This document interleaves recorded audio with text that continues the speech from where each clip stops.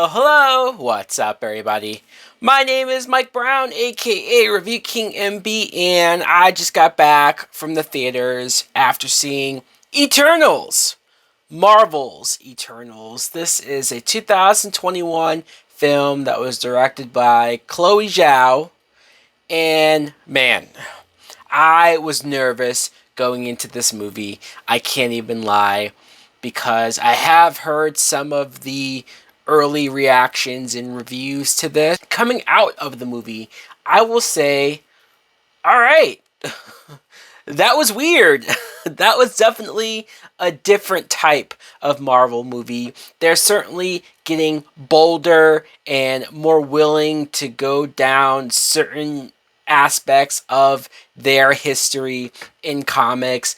And I'll tell you what, as weird as it is, as kind of out there as it is, and undoubtedly, there will be people who will say, what the fuck was that?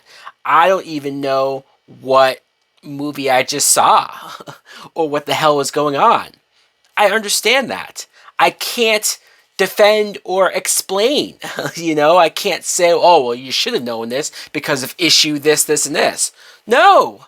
This movie's wacky and all over the place, but I did enjoy it. I did get into it. The very beginning, when it had the opening text of like centuries ago, blah blah blah, I said, "Oh no, man, this might not go well," because whenever a movie starts off with the whole text and they're explaining this long drawn out history that they're not going to show you, they're just telling you, it doesn't usually go well for me.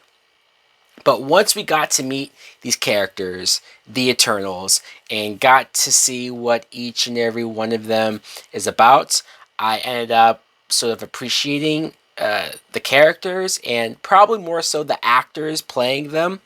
We have Gemma Chan, who I enjoy. I'm not really as familiar with her compared to some of the other actors. Selma Hayek, who, man, she looks great, however old she is. Kit Harington, I could have done even more with. Honestly, I would have been just fine with more Jon Snow. Speaking of Game of Thrones, Richard Madden, who from the trailers, like the second trailer, when you got to see him flying around using laser beams from his eyes and he's basically Superman.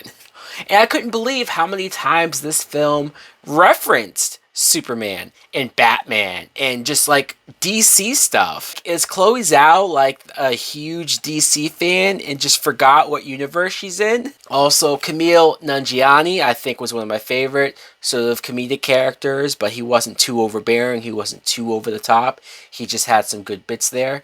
Brian Tyree Henry is always good in everything really that I see him.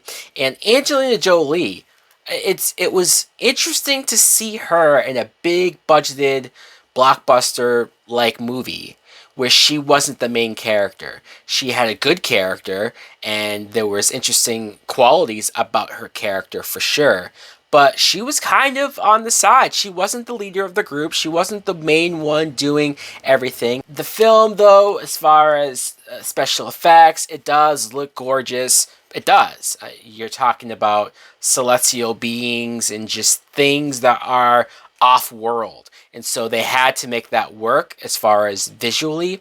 And I think they accomplished that. When the action did happen, it all looked great. Seeing how each and every one of these characters with their different abilities made me fully understand that when Marvel eventually does get to X-Men, they're going to be able to pull it off from a special effects standpoint and from a writing standpoint. Each one of these characters did feel like they had their own personalities. The way how the story was told and played out, we got some bits of past stuff because once again, these Eternals have been around for thousands and thousands of years, and then we caught up to them in present day. And so seeing that, their history, overall, I wasn't over the moon over the film. I didn't come out of it saying, oh man, this is easily top 10 best Marvel MCU movies ever. No, it's not. It's probably going to be in the middle, or hell, if I sit down and actually do a list, it might be in the lower end. Just because I'm not as invested with these characters. I'm not as connected to this world just yet. Who knows further down the line? And without spoiling anything, I will have to say that this is the very first time that a Marvel post-credit scene had me sitting there and saying, who the fuck is that? Or what the fuck is that? It is 2.5 hours long. I was okay with the length. I didn't really feel it as much as I initially thought I would, but some other people just might. This is true. Anyways, guys, let me know in the comments below if you too saw Eternals. What did you think of it? Did you like it more than I did? Or did you not care for it? Thanks for watching. Like, comment, subscribe. Later!